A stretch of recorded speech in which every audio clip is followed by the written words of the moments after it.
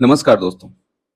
अभी जंतर मंतर पर सीजेपी का प्रोटेस्ट चल रहा है ताकि धर्मेंद्र प्रधान रिजाइन करें और कोई दूसरा शिक्षा मंत्री बने। क्योंकि पेपर लीक की इतनी खबरें आ रही थी और ये सारी चीजें चल रही थी, उसके बाद मतलब लोगों को ऐसा लग रहा है कि सरकार में अकाउंटेबिलिटी नहीं है। तो इसको चेंज करने के लिए बच्चों ने शांतिपूर्ण ढंग से प्रदर्शन किया, बड़े बड़े नाम उसमें जुड़ते चले गए। सोनम वांगचुक को जबरदस्ती उठाकर लेके जाया गया और ठीक है, उनकी सेहत भी अच्छी नहीं थी, वो भी एक चीज समझ में आता है। लेकिन पुलिस की बर्बरता, जो पुलिस को ऑर्डर दिया गया कि वहां से जल्दी जल्दी जैसे भी प्रोटेस्ट खत्म कर सके कर दो। मैं दिल्ली पुलिस से या फिर जो अर्धसैनिक बल के जवान वहां थे उनसे ये पूछना चाहता हूं कि जब कभी फ्यूचर में कि आपके बच्चे देश के दिमक से लड़ रहे होंगे और कोई दूसरा पुलिस वाला या बिना वर्दी वाला गुंडा आपके बच्चों को उसी तरह से पीट रहा होगा और वो हाथ पैर तोड़ के या फिर खून बहा के वो आपके घर पहुंचेंगे, तो कैसा लगेगा?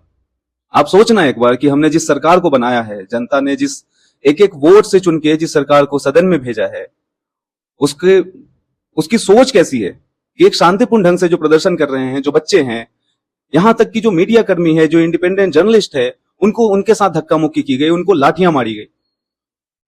ये कहां किस हद तक सही है?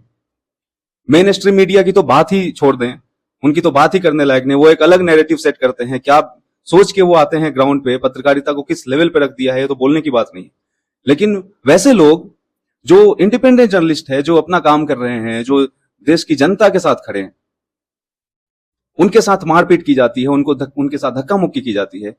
मैं पुलिस वालों से कहना चाहूंगा कि अगर देश के एक स्तंभ से, लोकतंत्र के एक स्तंभ आप हो, तो चौथा स्तंभ मीडिया भी है। और मीडिया मतलब सिर्फ मेन स्ट्रीम मीडिया नहीं होती, इस बात का भी ख्याल रखें।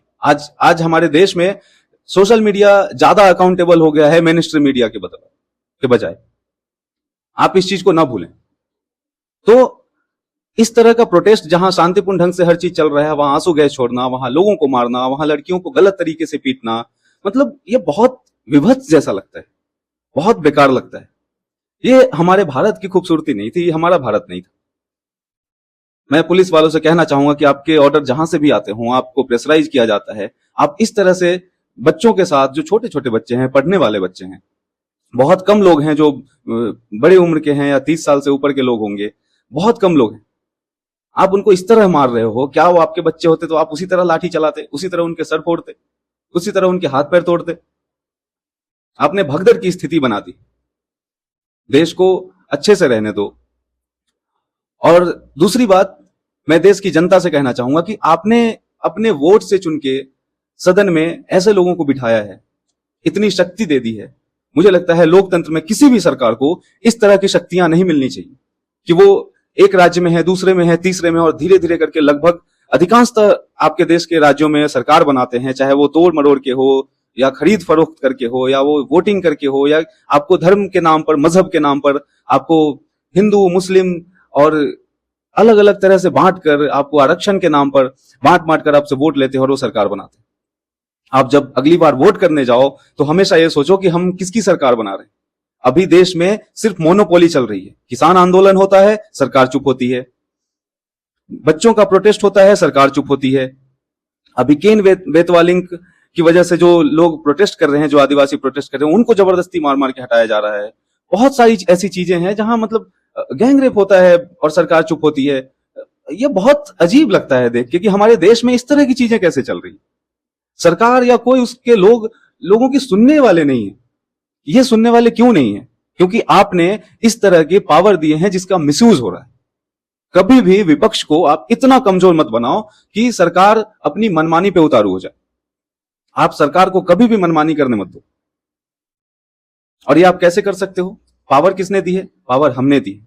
हम जब भी वोट करने जाएं तो हम सोचें कि कोई भी सरकार, मुझे लगता है पेंडुलम सरकार बहुत अच्छी होती है। एक साल आपने बीजेपी को बनाया, अगले साल सब लोग एकजुट हो और उसकी सरकार गिराओ।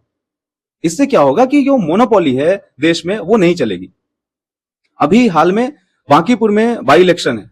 मैं बिहार की जनता से, मैं बांकीपुर की जनता से अपील करना चाहता हूं कि आप जब भी वोट करने जाएं, आप जब वोट करने जाते हो, आप ये सोच के वोट करो कि बिहार में बीजेपी की सरकार है, अलायंस की, एनडीए की सरकार है। आप कैसे उस सरकार में सेंध लगा सको। आप ऐसे कैंडिडेट को चुनो जो एनडीए का नहीं हो, और ऐसे ही हमें पूरे देश में करना पड़ेगा तभी ये मोनोपोली खत्म होगी और उनको समझ में आएगा कि देश में लोकतंत्र है, राजतंत्र नहीं है कि किसी एक व्यक्ति की या किसी एक व्यक्ति के सनक की इस देश में चले। थोड़ा सा पैसा, थोड़ा सा पावर आ जाने के बाद लोग इतने मतलब उद्दंड टाइप के हो जाते हैं और बदमाश टाइप के हो जाते हैं। आप सोचो, आपने पूरे देश में लगभग हर राज्य में उनकी सरकार बनाई, तो वो तो करेंगे ही, ये तो मोनोपोली है। और ये ह्यूमन मेंटेलिटी है कि आपके पास जब पावर आता है, आपके आसपास कोई नहीं दिखता है, आपको विपक्ष कमजोर दिखता है, देन आप कुछ भी करोगे।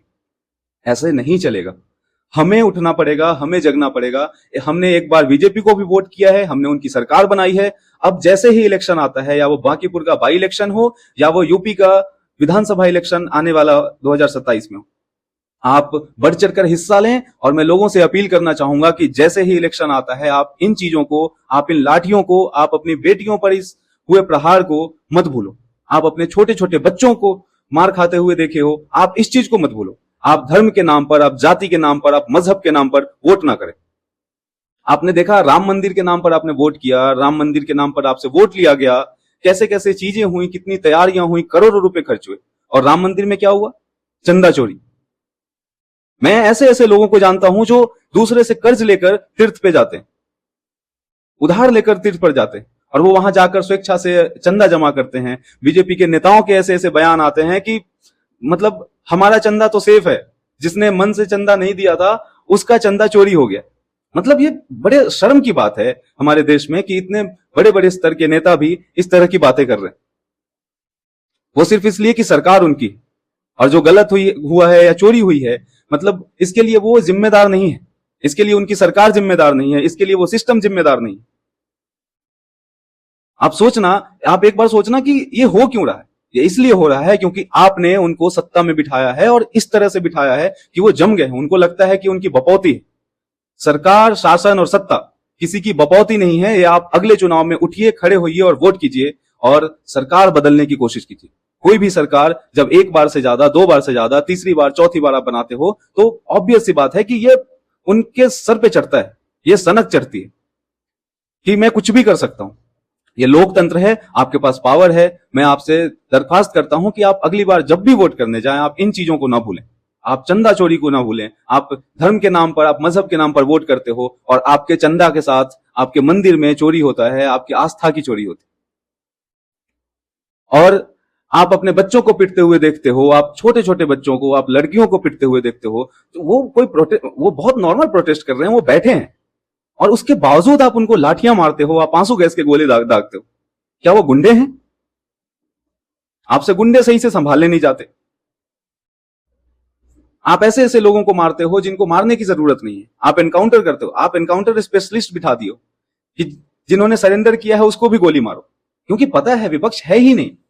हमने विपक्ष को छोड़ा ही नहीं है। हम जनता ने, हम लोगों ने मिलके ऐसे लोगों को बिठा दिया है सरकार में, शासन में, सत्ता में, कि जो कुछ भी करेंगे। ऐसे नहीं चलेगा। हमको उठना पड़ेगा, हमको जगना पड़ेगा। जब भी आप वोट करने जाएं, आप इन चीजों को बिल्कुल ना भूलें। आप धर्म के नाम पर, आप जाति के नाम पर, आप मजहब के नाम पर कभी वोट ना करें।